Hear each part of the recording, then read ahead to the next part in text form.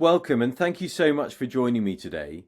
We all know right now that universities are going through a really significant period of change, and for many, cost cutting is at the top of the to-do list.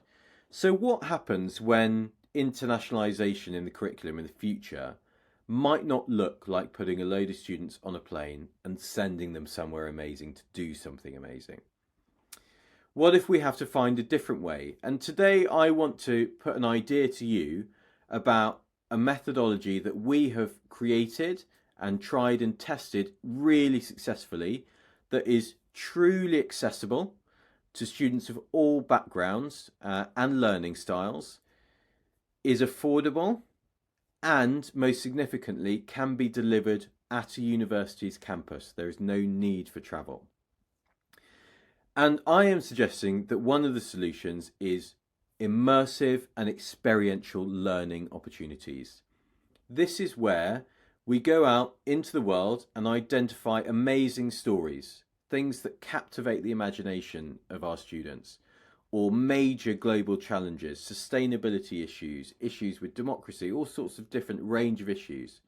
And we bring that context back to the university campus and we bring it to life through experiential learning and immersive learning activities, embracing things like gameplay and challenge-based learning to bring these things to life.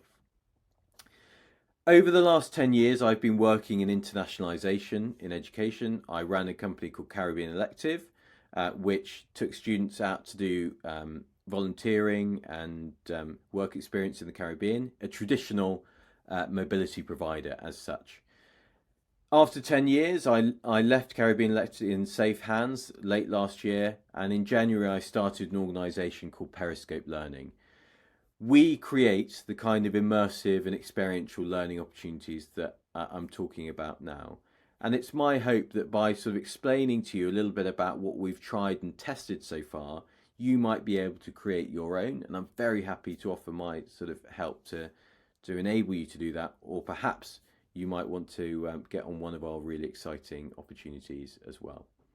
So I'm going to hand over to myself now, who's going to take you through what we've delivered at a number of universities so far when we brought the Caribbean to the campus. Here we are then. I'd love to introduce you to this beautiful and quaint fishing community on the west coast of St. Lucia in the Caribbean. As you can see, a really idyllic spot, but unfortunately if you dig just a little bit below the surface, you'll also discover that this community of Anstey is enormously social challenged and has been held back from growth for a long time. But the area has such incredible potential, so we identified it as an incredible inspiration for us to build an immersive experiential learning bootcamp around. And we partnered with Caribbean Elective, whose team spent a long time on the ground engaging with local residents and with community leaders, understanding the key societal issues that were holding this community back. And they identified about 4 or 5 of those, which I'll introduce you to in a second. What we did was then we took each of those issues and built a project brief around them, challenging students to work in groups to develop solutions to each of them in a really exciting, dynamic, challenge-based learning environment. And the groups, by the way, we made an active decision to make them across curriculum and also into year group as well. So we had engineering students working with sustainability students, and we had foundation year students working with PhD students as well. And it created an incredibly effective dynamic. And actually students got an opportunity to meet others that they would never normally meet as well, which was a huge added bonus. So this is an example of what we can do, an amazing international story that we can identify. And what we're doing at Periscope Learning is identifying a range of stories around the world, different types of inspirations that can empower types of learning experiences. And in this case, we built it around the following things. There was poor engagement with the tourism sector, holding back the community, issues with local governance, unfortunately serious issues around youth deprivation and youth mental health as well, leading to criminal behaviour and negative behaviours. And also deterioration of the local ecosystem. As I mentioned earlier, this is a strong fishing community, and the Caribbean Elective team located issues around sediment pouring off these mountains here, along a river, and then out into the bay area here. And this is destroying the marine ecosystem. There are coral reefs in this bay that have sustained the fishing sector in this area for decades, if not hundreds of years. And the sediment pouring off there was becoming a huge issue for the local economy. So one of the project briefs was to solve that. As part of our methodology for immersing them in this experience, we created a short film around Anse-la-Raye, and I'd like to show you a short clip from that now. Beneath the surface of this beautiful community lies severe economic challenges. There are very few industries here. Most of its 3,000 residents depend on fishing and farming for a living, making it one of the most underdeveloped and underprivileged areas in St. Lucia. It is on paper one of the most challenged areas socially and economically in St. Lucia, but I believe that it's got enormous potential, and I think that this is as a result of neglect from successive administration, but the people there are ready for greatness. They're ready to take their community forward and ready to transition it. In fact, we started a few projects to help to generate a better social condition. Thinking about internationalization at home, I first encountered this in 2021 when I was working at Keele University, which was when I first met Harry Spear. I was used to delivering interventions and a student experience that attempted to be accessible, engaging, immersive, and wherever possible, experiential. Always tried to align what we were doing in terms of interventions with education principles and strategy for the university, which invariably included, not exhaustively, but knowledge exchange, community engagement, and public engagement, accessibility, and most importantly in this context, global citizenship, cultural awareness, and cultural empathy. With the particular intervention I had in mind, I had some clear objectives. I wanted to innovate. It needed to be university-based. It needed to be cost-effective. I wanted to remove barriers for certain students. It needed to have an international dimension. And it had to be interdisciplinary, inter-year. And I wanted it to be a challenge about community engagement.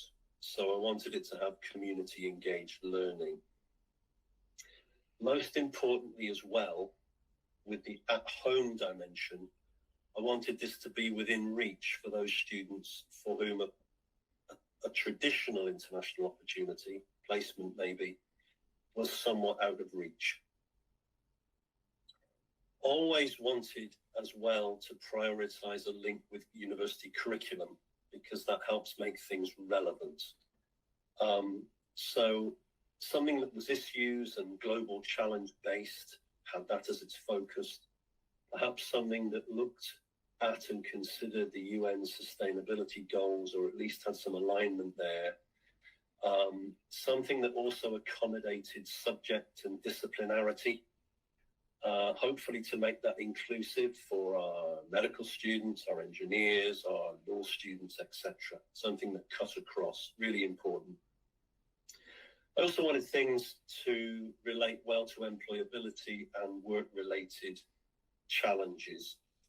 And in that context, I think it's often possible to sort of omit enterprise and entrepreneurship skills and attributes.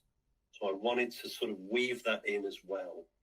And with that in mind, we used the EntreComp European Entrepreneurship Competency Framework, which included things like teamwork development, creativity planning, and also being able to manage issues and resources to extract key information to develop solutions to problems and challenges. In terms of publicising the intervention, we focused on student societies as much as anything else because they can often be overlooked. And I wanted to include APP, access and participation plans, consideration of learning styles for those students who learn differently, and inclusivity, not forgetting, of course, learning gain as an impact measure. We wanted to be able to show knowledge gains, skills, attributes, work readiness, and personal development, which in fact we did. Thank you so much for that, Terry. The impact of this initiative so far has been incredible. 88% of all participants have rated the opportunity as excellent, and 100% have said that it's boosted their confidence and encouraged them to take on bigger challenges in the future.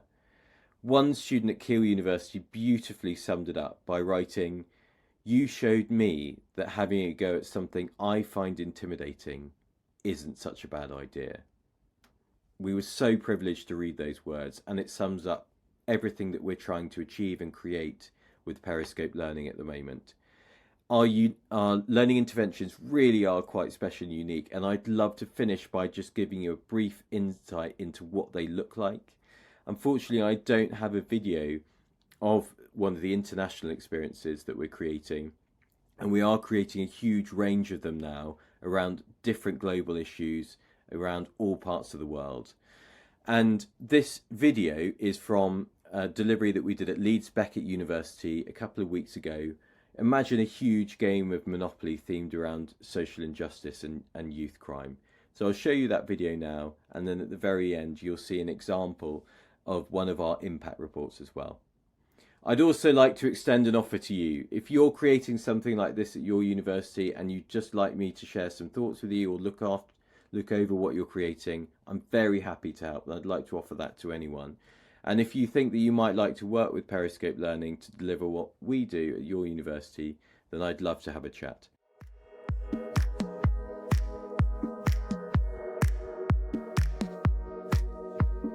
We need to equip our young people with the skills and the knowledge as well on what the world's like. So it was amazing to create a safe space, a brave space, where we can share our thoughts and challenge each other with kindness and love as well. You're using every skill you have available, be it critical thinking or communication. So yeah, it's an incredible way of learning.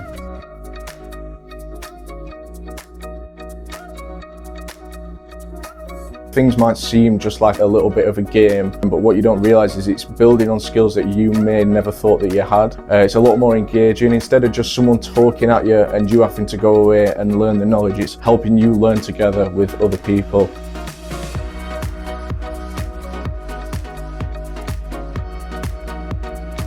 Yeah, the facilitators were great, they were very understanding. I felt heard when I was spoken to, I felt very acknowledged. Their subject expertise obviously shows through in the way that they're presenting the information, how we sort of go about analysing the information. I feel like they were very good at challenging and getting you to justify your opinion, or like why you might think that way, or that just gets you to think in different ways.